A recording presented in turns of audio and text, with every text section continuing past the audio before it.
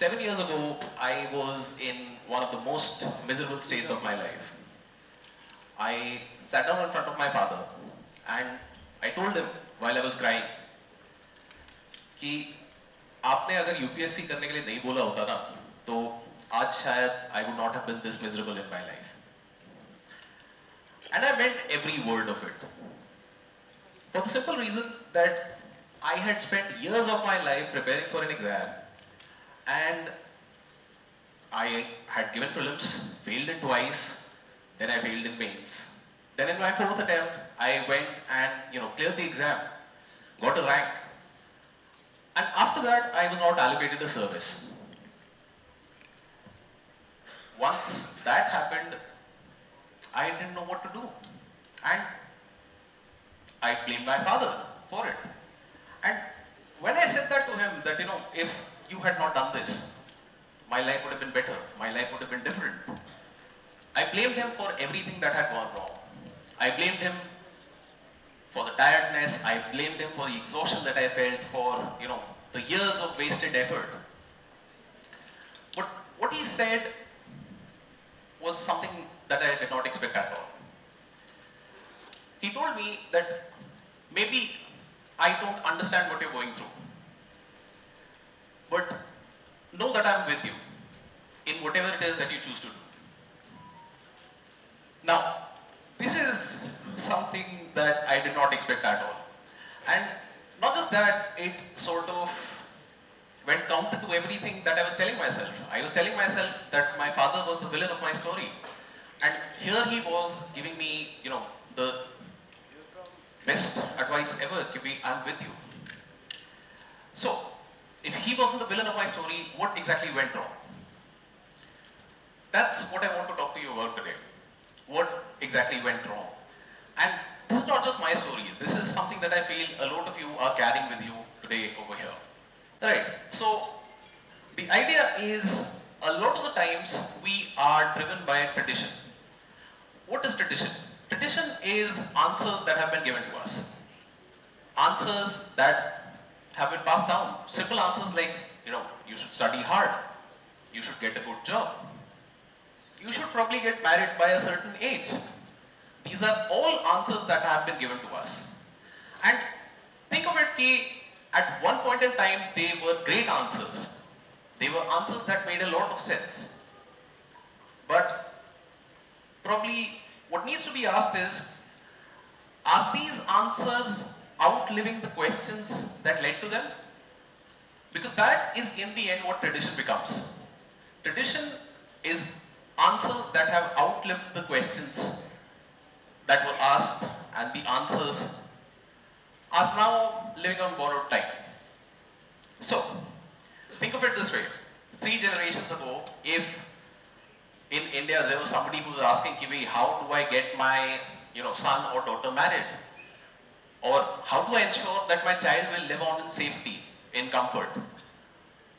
The idea was pretty simple. Arranged marriages were a great idea because resources were scarce and security was not 100% guaranteed. In that time and age, arranged marriages were a great answer because they pooled resources, they brought people together, and it made sense in terms of safety and security.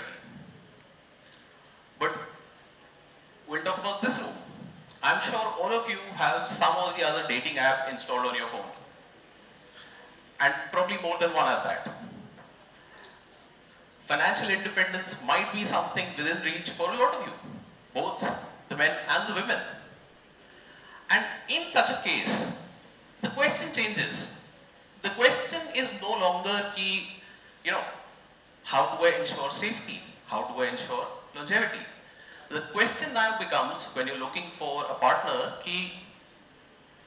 can I find somebody who I can grow and evolve with over time? So that's the idea that I want to highlight over here. That at times, we are moving forward with borrowed answers. Answers that we have inherited from people who came before us. And that can create a big problem. I'll tell you how. So, when I was in college, same as you, I was asking myself a question. And the question that I asked was a simple one. It was a genuine question. How do I do big things in life? How do I make something of myself? And I'm sure a lot of you have asked yourself that question. And it was a question that deserved, sitting with it. It deserved time. It deserved that somebody spend time to figure out exactly what it is that, is going to come over here. But before I could sit with it, before I could give it the time that it deserved, I already had an answer that my father gave me. My father told me that if you want to do big things in life, be an IAS officer. And that made sense. At that time, I was also not very clear what I wanted to do, and this seemed like a good answer. It seemed like an answer that, actually practically speaking, gave me a path to doing the things that I wanted to do. I really did not know how do you do great things. Okay, being an IAS may be an answer. And I ran with it.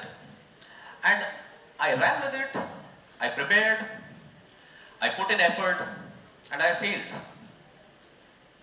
I failed multiple times. I gave my first attempt, failed in prelims. But, when you fail in your first prelims, the answer doesn't change. You still want to be an IAS officer. You tend to think, okay, this might be because I had not put in enough effort. It might be because, I was lacking. I gave my second attempt. I failed again. When you fail for the second time, you still feel, okay, maybe there were some things that I could have done more, but underneath the surface, things start changing. Third attempt, I clear prelims. I go to mains, I fail. One more time. And by this point, the question that I had begun with, right, that how do you do great things in life? How do you do big things in life? That question slowly started changing. That question was now, can I live with the fact that I'm unable to clear this exam? And that's what I went with in my fourth attempt.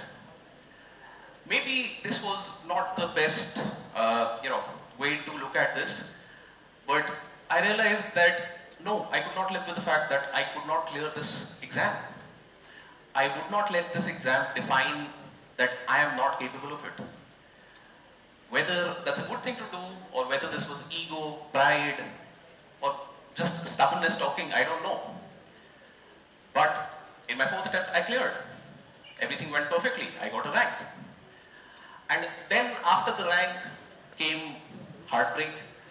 I did not get a service because of a case that has been pending in the Supreme Court for the last 8 years. And at that point, I was broken. I was defeated. The answer that had gotten me so far, become an IAS officer, had led me to a wall that I did not know how to overcome. And in that moment, I was lost. I was defeated. And desperately, almost like in a crazed situation, I went and gave my fifth attempt. Because I was hoping, I was still clinging to that same answer, that I want to be an IAS officer. But there was desperation now. Why? Because things had gone terribly wrong. This is not how I had planned any of this to happen. And now I really, really hoped that I would become an IAS officer and that would right all of the wrongs that had happened so far. And fifth attempt, I missed by 1 mark. Now, no matter how tough you are, no matter how mentally prepared you are, when you miss by 1 mark, it hurts a lot. And it hurt me. Which brings me back to the conversation that we started at the beginning of this session. My father told me then that, I'm with you in whatever you want to do. And that made me realize that along the course of my journey, along those 5 years that I had spent, I had unconsciously been chasing an answer which was not true to me anymore. It started with, how do you do great things in life? But by the third or fourth attempt, it had become, Can I live with not clearing this exam? By the fifth attempt, it was, can I live with defeat? And for all of those questions, my answer was still the same. Be an IAS. It would solve all the problems in your life. And that is when I realized that my father was not wrong when he said that, be an IAS officer. And I also realized a very important thing at that point, that there is an expiry date for blaming your parents for steering you in the wrong direction. And that expiry date comes when you realize that they did not consciously lead you wrong. They just gave you the best answer that they had. Because based on my father's experience, based on my father's lived, life, he saw that an IAS officer had the prestige, the power, the authority, and he also asked himself a question. He asked himself, how can my son do great things in life? And he gave the best answer that he had to that question. My son should be an IAS because my boss is an IAS, and that was his word. It was an answer full of love. And it was not his mistake to give me that answer. The mistake was mine. To take that answer and run with it. To not question it at all. To not even sit with the fact that what is it that I wanted to really do. But now, after 5 attempts, after getting selected twice, failing multiple times, all of these things, I had to finally sit back again with my original question, that how do you do big things in life? And that's when I realized that maybe that is not actually the question that I wanted to pursue. The question that I wanted to pursue, I realized after all of these setbacks, after all of these failures, was something more on the lines of, how do you build something of your own? How do you leave an impact in the world? And the answer that I found to that is in the firm that I run now. So I run an educational institute where I help guide people through the same exam that defined my life. And that's the thing, if you look at it, it's very, very different from what an IAS officer is doing. Absolutely different, well, poles apart. And yet, I've never been happier in my life. I've never been more fulfilled. And that's what the idea is. That when you come around to asking questions that matter to you, and when you spend time finding the answers to those questions, you live a more authentic life. And being more authentic is the way to be. Navothan, the theme of today's session. Navothan is not a rejection of tradition. A lot of the times when we are young, when we are full of energy in college, we tend to think that Navothan is novelty. Navothan is rejection of all that is old. No.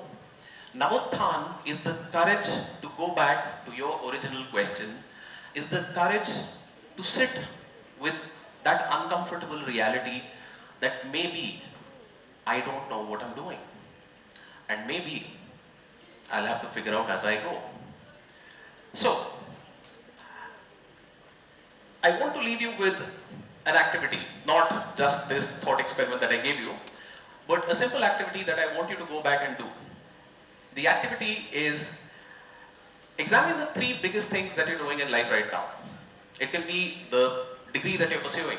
It can be the exam that you're preparing for. It can be something else. I want you to sit with that, note it down in your notebooks, and try to think of what question is this an answer to. If you cannot come up with a question that is an answer to, that is not a point to be worried, that is not something that you should be concerned about. That is great. That's a start. That is going to be your Namothan. And that is the idea that I want to leave you with. That sometimes a new start, a renaissance is not, a mass movement. My UPSC backgrounds make me, default to the idea that A renaissance, a Navothan is something big, something grand, something historical. In reality, Navothan is something much quieter. Navothan is something that begins over here.